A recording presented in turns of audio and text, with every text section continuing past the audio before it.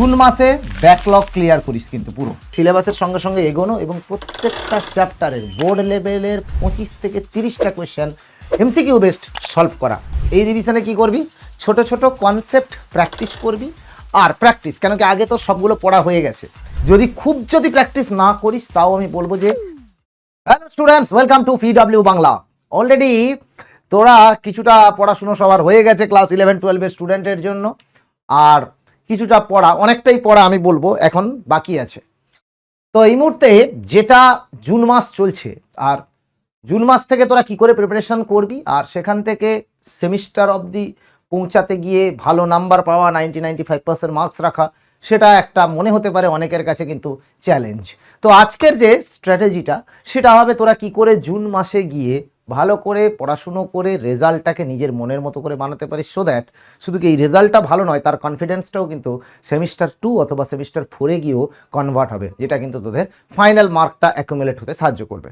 তো alright guys, তোরা আমাকে সবাই মোটামুটি জানিস, এবং লেটস স্টার্ট যে জুন থেকে কি করে পড়াশোনাটা শুরু করবি ভালো করে। তো in the month of June যেভাবে চ্যাপ্টার চলছে, যদি কারোর কোনো ব্যাকলগ থাকে এই জুন মাসে ব্যাকলগ ক্লিয়ার করিস, জুন মাসে ব্যাকলগ ক্লিয়ার করিস কিন্তু পুরো। আর এই ব্যাকলগ ক্লিয়ারের সাথে সাথে যে যে চ্যাপ্টারগুলো চলছে সেই চ্যাপ্টারগুলোর রিদমটাকে কিন্তু ধরে ফেলা খুবই ইম্পর্ট্যান্ট। শুধু সেটা নয়, এই ব্যাকলগ ক্লিয়ারের জন্য বোর্ড লেভেল প্রবলেম এটা করবি। প্রতিদিনের ক্লাস যেটা হচ্ছে সেটা যদি ব্যাকলগ ক্লিয়ার করতে যাস এই ক্লাসটা ফলো আপ করা মুশকিল হবে। তাই জন্য আমি বলবো ব্যাকলগগুলো, যেহেতু প্রত্যেকটা ব্যাচেই প্রতিটা ক্লাসের 8টা 10টা 12টা করে ক্লাস হয়েছে ম্যাক্সিমাম, বা বোর্ড লেভেলে দেখতে গেলে 8টা 9টা করে ক্লাস হয়ে গেছে, তো সেই জায়গা থেকে আমি বলবো যে এখানে একমাত্র প্রতিদিন একটা করে প্রতি সাবজেক্টের একটা লেকচার এক্সট্রা, রাত হয়েও দিন হয়েও মোটামুটি করে যে কোনো জায়গা থেকে একটা কনসেপ্ট ক্ল্যারিটি খুবই দরকার। যদি প্র্যাকটিস না করিস তাও আমি বলবো যে conceptual clarity along with some ছোটো ছোটো কনসেপ্টগুলো যদি ক্লিয়ার করে নিস তাহলে কিন্তু তোর তাহলে জুন ইজ দ্য মান্থ, তাহলে আমি বলবো জুন ইজ দ্য মান্থ যেখানে অ্যাকচুয়ালি তোরা জুন মাসে গিয়ে তোরা অ্যাকচুয়ালি কি করবি, সেম পেসে চলে আসবি, মানে cope up with the syllabus, এটা কিন্তু জুন মাসের প্রাইমারি টার্গেট। নাও জুন মাস যখন হয়ে গেল, এরপরের যেটা ইম্পর্টেন্ট জিনিস সেটা হচ্ছে যে জুলাই মাস। এবং এই জুলাই মাসে যেটা করা দরকার সেটা হচ্ছে তোরা জুলাই মাসে এসে যখন তোদের সিলেবাসের সঙ্গে রিদিম নিয়ে হাঁটতে থাকছিস, এইবারে পুরনো প্র্যাকটিস, পুরানো কোয়েশ্চেন প্র্যাকটিস, প্লাস যেভাবে সিলেবাস চলছে সেইভাবে এগিয়ে যাওয়া, সিলেবাসের সাথে এগোনো। আমার টার্গেট থাকবে তাহলে জুলাই মাসে গিয়ে তোদের যে সিলেবাস সেটার সঙ্গে যখন তোরা রিদমটা ফিট করলি, যদি জুন মাসে কমপ্লিট নাও করতে পারে জুলাই মাসের প্রথম 10 দিনের মধ্যেই ক্লিয়ার করে নিবি। এবং তারপরে যেটা করবি সেটা হচ্ছে যে সিলেবাসের সঙ্গে সঙ্গে এগোনো এবং প্রত্যেকটা চ্যাপ্টারের বোর্ড লেভেলের 25 থেকে 30টা কোয়েশ্চেন এমসিকিউ বেসড সলভ করা। তাহলে পার চ্যাপ্টার, সেটা যে কোনো সাবজেক্ট হতে পারে, not only math, per chapter অন্তত 25 থেকে 30টা কোয়েশ্চেন। আমি বলবো এটা যদি 50টা হয় তাহলে অতি ভালো, চলবে, আগস্টেও চলবে। এবং পড়তে পড়তে যখন তোরা আগস্ট মাসে আসবি, আগস্টের বাই 15 থেকে 20 এর মধ্যে কিন্তু সিলেবাস শেষ হয়ে যাবে, সিলেবাস শেষ করো, ঠিক আছে? তাহলে তোর প্রত্যেকটা চ্যাপ্টারের সিলেবাস শেষ করবি। আগস্টের 20 তারিখের মধ্যে সিলেবাস শেষ, আমি ধরে নিচ্ছি সেপ্টেম্বরের 10 তারিখের মধ্যে পরীক্ষা স্টার্ট হয়ে যাবে।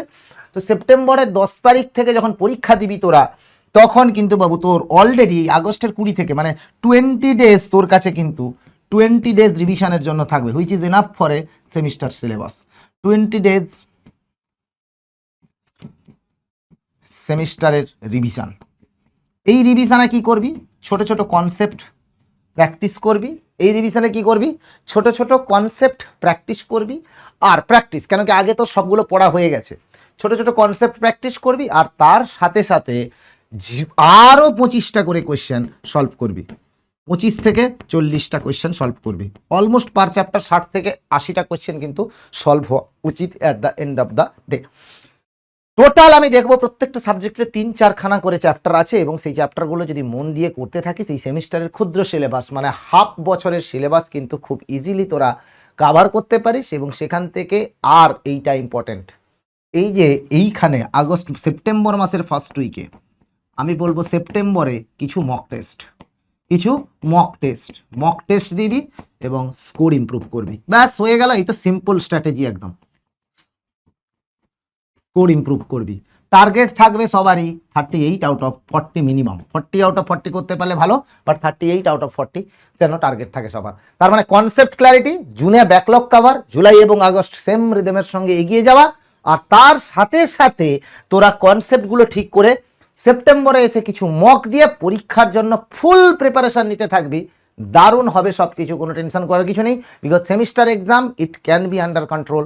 সুতরাং জুন মাসেও ব্যাচগুলো নিয়ে, বা আমাদের অলরেডি ক্লাস 11-এর জন্য উদয় ব্যাচ, 12-এর জন্য পরিশ্রম ব্যাচ, আর WBJ ইনক্লুডেড হলে লাক্সার 12-এর আর অর্জুনার 11-এর ব্যাচও চলছে। যাকগে সেই সব কথা ছাড়, বাট যাকগে তাহলে জুন মাসে ব্যাকলগটাকে তাড়াতাড়ি করে কমপ্লিট করে ফেল, জুলাইতে গিয়ে ভালো করে পড়াশুনো কর, আগস্টেও ভালো করে পড়াশুনো কর, ফাঁকি প্লিজ দিবি না।